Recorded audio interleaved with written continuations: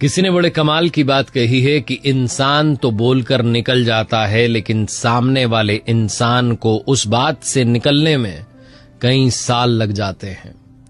नमस्ते दोस्तों, my FM से मैं हूं आरजे कार्तिक। एक बड़ी छोटी सी कहानी और ये सच्ची घटना है। टीएन शेषन साहब, जो कि हमारे देश के मुख्य चुनाव आयुक्त रहे, उन्होंने अपनी आत्मकथा में लिखा था कि एक बार मैं मसूरी छुट्टियां मनाने के लिए जा रहा था अपने परिवार के साथ में, और उत्तर प्रदेश से होकर के हम निकल रहे थे। जब हम जा रहे थे तो उत्तर प्रदेश में सड़क किनारे एक पेड़ पर बया का घोंसला मेरी पत्नी ने देखा और कार रोकने के लिए कहा। जो ड्राइवर थे उन्होंने गाड़ी रोक दी और फिर पत्नी ने जिद की कि ये घोंसला जो है लेकर के आइए, घर में लगाएंगे, बड़ा अच्छा है, सुंदर सा है, सजावट के लिए बहुत अच्छा रहेगा।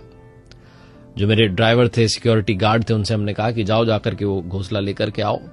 दोनों गए।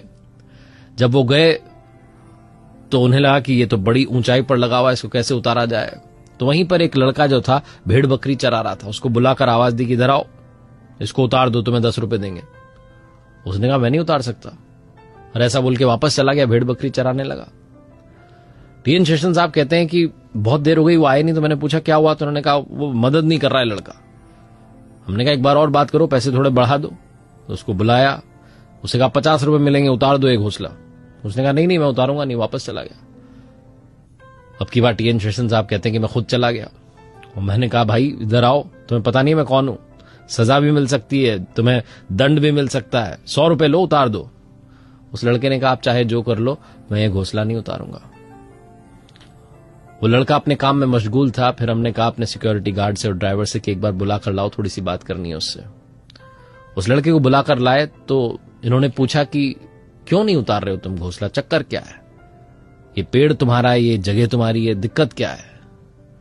उस बच्चे ने जो कहा वो सुनिएगा। उसने कहा कि साहब मैं घोंसला नहीं उतार सकता, चाहे आप मुझे 1000 रुपए दे दें, क्योंकि इस घोंसले में चिड़िया के बच्चे हैं और शाम में वो चिड़िया जब लौट कर आएगी और अपने बच्चों को नहीं पाएगी तो उस पर क्या बीतेगी। साहब मैं हर उस दर्द को समझता हूं जो जीवन में चल रहा है। टीएन शेषन साहब कहते हैं कि मैं आईएएस बन गया, इतना बड़ा पद मुझे मिल गया, जीवन की हर चीज मिल गई, सुख सुविधाएं मिल गई, लेकिन उस रात को घर जाकर के सोचता रहा कि मैंने कितना बड़ा पाप करने की तैयारी कर ली थी। सिर्फ पत्नी की एक जिद जो है उसे मनवाने के लिए क्या करने जा रहा था, और इतनी सी समझ एक आईएएस अधिकारी में नहीं आ पाई जो कि अनपढ़ बच्चे में है, जो सड़क किनारे भेड़ बकरियां चरा रहा है। जीवन में संस्कार बहुत ज्यादा मैटर करते हैं। आप चाहे जितनी पढ़ाई कर लें, चाहे जितने बड़े पद पर चले जाएं, चाहे जितने अमीर बन जाएं, अगर आपके अंदर वो मानवता का गुण नहीं है, वो सोच नहीं है, वो दृष्टि नहीं है, तो आपके जीवन में बहुत सारी कमियां रह जाती हैं। इसीलिए मैंने कहा कि इंसान तो बोलकर चला जाता है और सामने वाले को उससे निकलने में कई साल लग जाते हैं। इसलिए वाणी से आप किसी को कोई चोट ना पहुंचाए, आपके एक्शन से किसी को चोट ना पहुंचे, आपके व्यवहार से किसी को चोट ना पहुंचे, ये ध्यान रखिएगा और ह्यूमैनिटी को अपने अंदर जगा कर रखिएगा।